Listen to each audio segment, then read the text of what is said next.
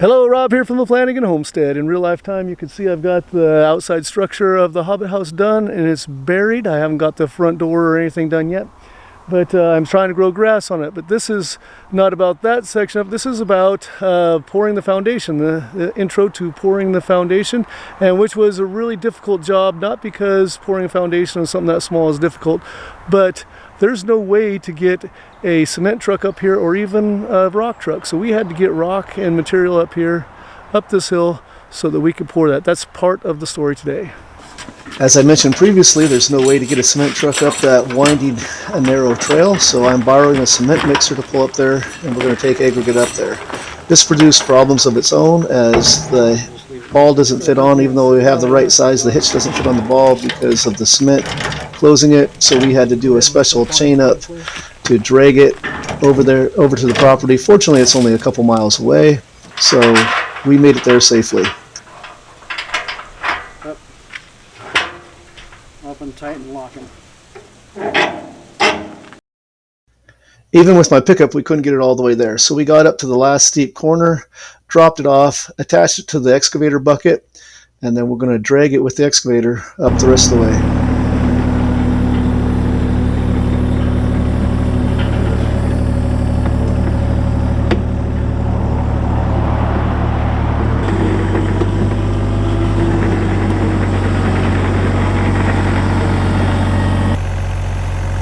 It's nice to have good neighbors. The Ranger you see is borrowed from my next door neighbor. It is small enough that it can navigate the sharp turns and uphills without doing three-point turns, and it can carry about half a yard of gravel in it, and we can back it right up to the mixer and shovel it straight in, and then when it's time to go down, we can dump the rest in the pile. Go ahead, keep going. And come on back and get another load. Push the bucket forward just a hair. Oh, there you go. Nice and gentle. There you go.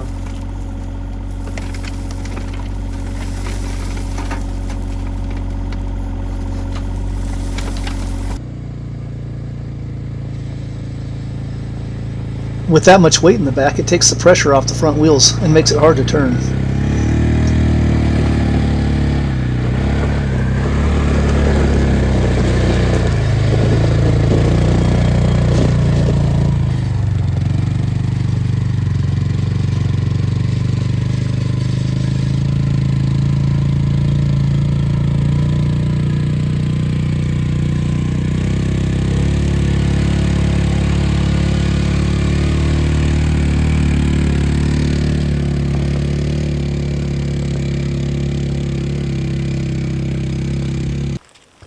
Before we start mixing, I'm getting some of the rebar in place that we have going under the foundation that will help keep the walls nice and firm.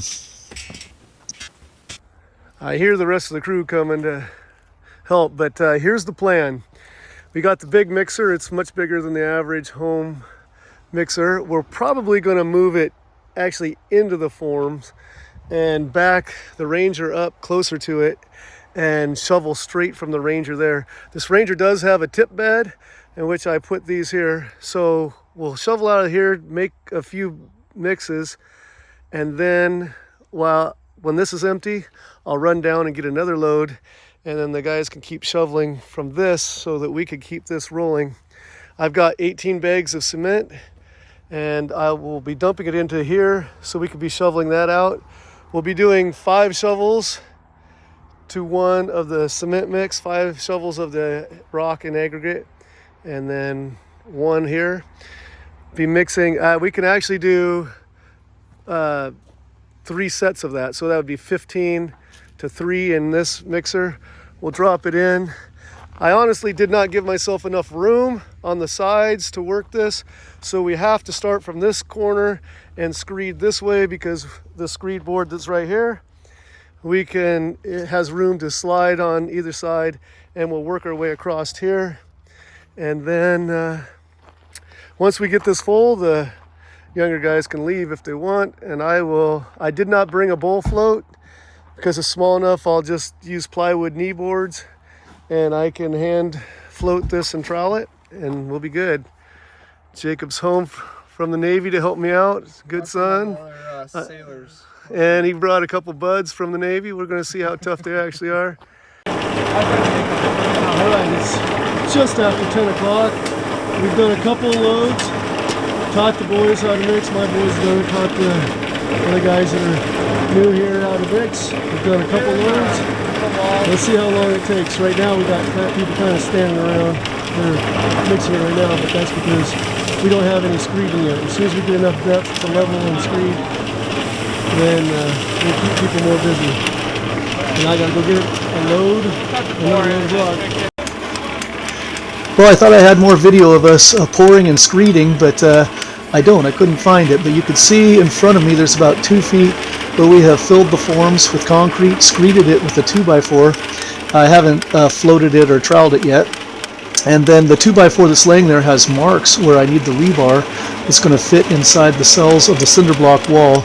And this rebar will give extra strength so it doesn't break as there's pressure against it or push in. The mixer's off the camera so you can't see it, but it's obviously running and the boys are mixing and moving mud, so as I finish the rebar, we can continue screeding. We jumped forward in time about an hour because you can see the forms are almost completely filled, and we're gently screeding the very last parts of the form.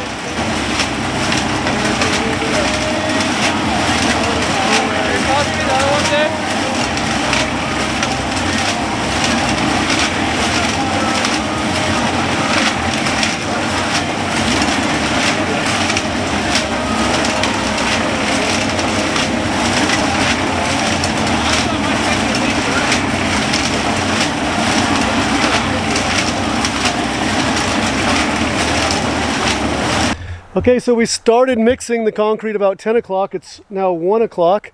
You can see all the boys are gone, or well, I haven't shown you. They're gone. They helped me get the last bit in. They're standing around waiting to see how much we needed at the end. So we probably mixed it in about 2.5 hours. They helped me screed it. I have to do a little bit of floating, but I'm going to do that myself, and then troweling to get that smooth. I also need to get some rebar in, but I have to have all the measurements and do that, so the boys can't help me there, so I sent them home. They've already cleaned up the tools, got all the concrete off so it doesn't dry, and we're ready to go. So I'm going to go trowel the slab, get some more rebar stuck in where I want it, and then we'll just let her dry.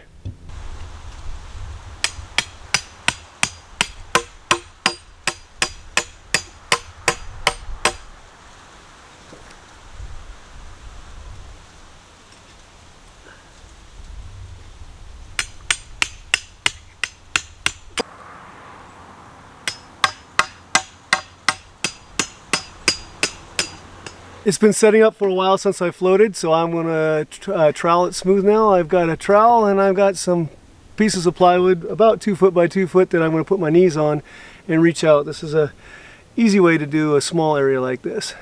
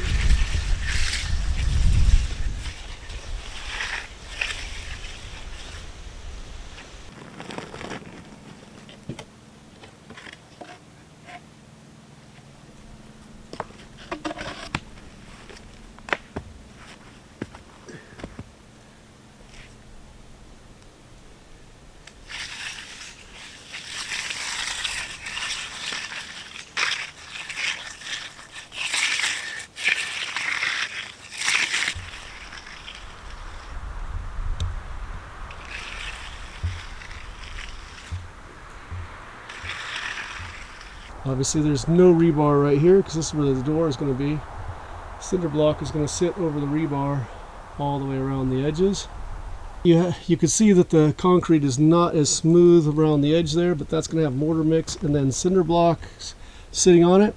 You see the rebar all the way around in here. The cinder block wall is going to be much higher than the rebar is, but I just wanted to get that into the footings so to have support. But you don't want to have 4 or 5 foot high rebar and then having to be lifting cinder blocks over the top to put them on there. So I'm going to put these on, I'll build the wall, and then as I pour, fill in the core with concrete, the hollow areas, then I will put more rebar in there and have rebar all the way to the top. A couple things that went not quite as smooth as I had hoped. I've done a lot of cement with 5/8 minus, but I think they must have delivered something that's a little bit larger than that, because some of the rocks in here was a little bit bigger, and it made it harder to smooth it out. If you have access to getting a cement truck in, it's probably just be better to do that, or just get the pea gravel and the sand and mix it in. But it's not a perfectly smooth finish, which I would normally do on a flat surface, but it's a Hobbit house. It's supposed to be kind of old country rustic, so I wanted it to be perfectly imperfect. And so there's some places here that it's not perfectly smooth, but even though I want it to be perfectly imperfect, don't let me lie to you and say that all of the imperfections are planned. Some of this just didn't have as much cream floating up on the top as I wanted to get it smooth and then make it imperfect. So there's a little rock showing here or there, which will be great for a Hobbit house, but not all of that was completely planned. So I've got 5 bags of concrete left and some still in the tub. I had Isaiah bring up, when he had the Ranger here, bring up another load of rock and drop it off here. And since I want to fill the cinder blocks with concrete after I build it, I already have this here ready to go. So the foundation and the slab are poured.